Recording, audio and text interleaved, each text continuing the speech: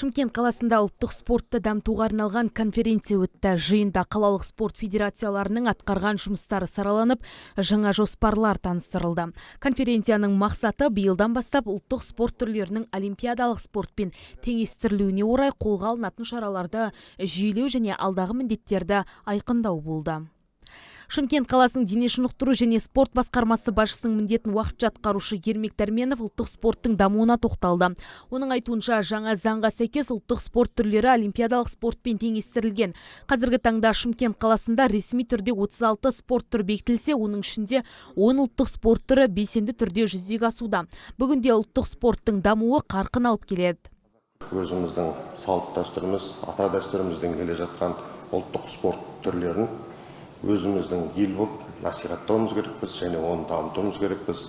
Осы уақытта бүгінгі таңда ол министрлік тарапынан осы ұлттық спорт түрлерін олимпиада спорт түрлеріне теңестіріліп заңға бекітілді. Яғни Шымкент қаласында бүгінгі таңда 36 спорт түрі басымды спорт түрлері болып бекітілсе, оның ішіндегі Шымкент қаласында дамытылып жатқан ұлттық спорт түрінің 10 түрі жүзеге асуда. Яғни спорттың осы 10 түрі атап айтатын болсақ, ол қазақ күресі, көкпар, теңге ілу, жамбы ату, дәстүрлі садақ, асық ату, тоғызқұмалақ, аударыспақ, жекпе-жек және бәйге спорт түрлері. Осы спорт түрлері бойынша бізде бүгінгі таңда Шымкент қаласында аз жұмыс жасалған жоқ. Бірнеше спорттың нәтижелері бойынша, бірнеше спорт түрлері бойынша әлемдік деңгейде өнер көрсетіп келе жатырмыз.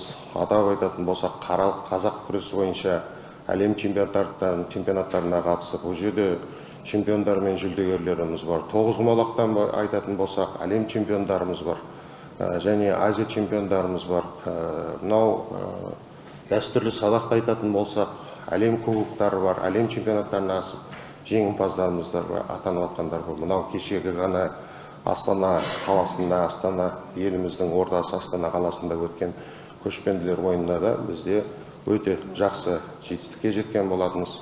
Осы ұлттық спорттың бүгінгі таңда Шымкент қаласында жақсылап дамып келе жатқанын аузымыз толтырып, көкірегімізді кең ұстап айта алатын жағдайымыз бар.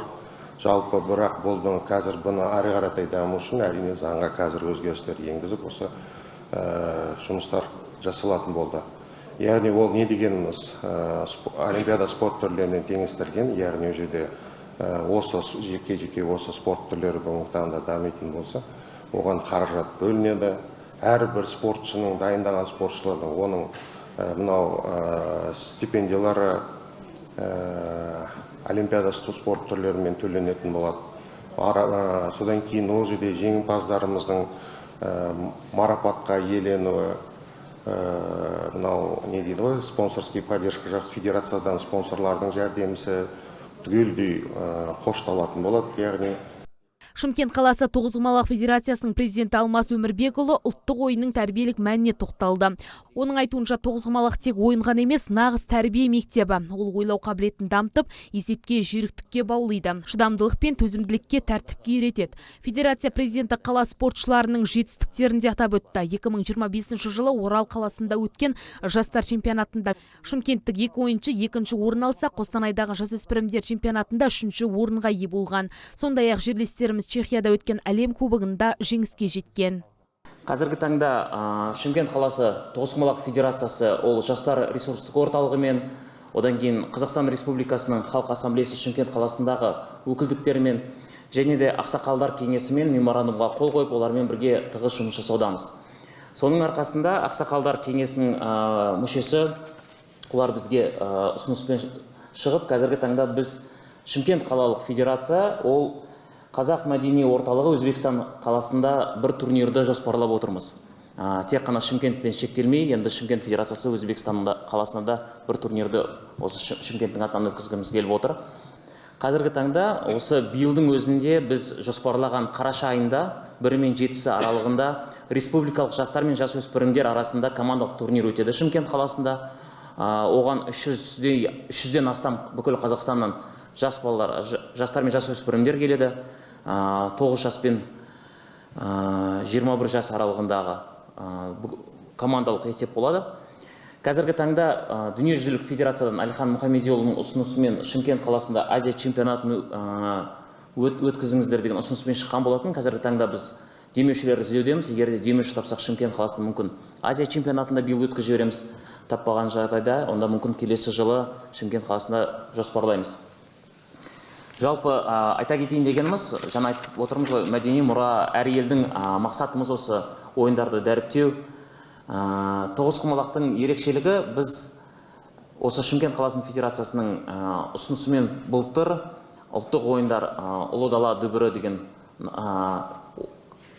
көшпенділер ойынына арнап тоғызқұмалақты алғаш жалпы ұлттық ойындардың арасында тоғызқұмалақты стратосфераға, космосқа ұшыртқан болатынбыз. Енді сіздердің барлықтарыңызды негізі 9 қыркүйек күні тоғызқұмалақ күніне шақырамыз. Жылда 3 жылдан астам болды. Тоғызқұмалақ күні бекітілді. 9 қыркүйек Дүниежүзілік федерацияның атынан біздің қала әкіміне де хат жолданған болатын. Осыны бірге атап өтуге спортшылармен, мектептермен жұмыс жасаудамыз. Оған қоса қазіргі таңда айта кетейін дегенім, ол Ұлыбританияда, Оңтүстік Кореяда, Колумбияда, Монголияда, Бангладеште, Румыния, Латвия, Чехия, Индия, Қырғызстан, Литва, Швейцария, Түркия, Пакистан, Нигерия, Гана деген елдерде федерациялар ашылып отыр тоғызқұмалақтың. Тоғызқұмалақ тек қана қазақтікі емес, әлемнің ұлттық ойынына айналып кетуде. Айта кетейік, шара соңында спорт саласында еңбегі еленген жандар арнайы алғыс хаттарға ие болды.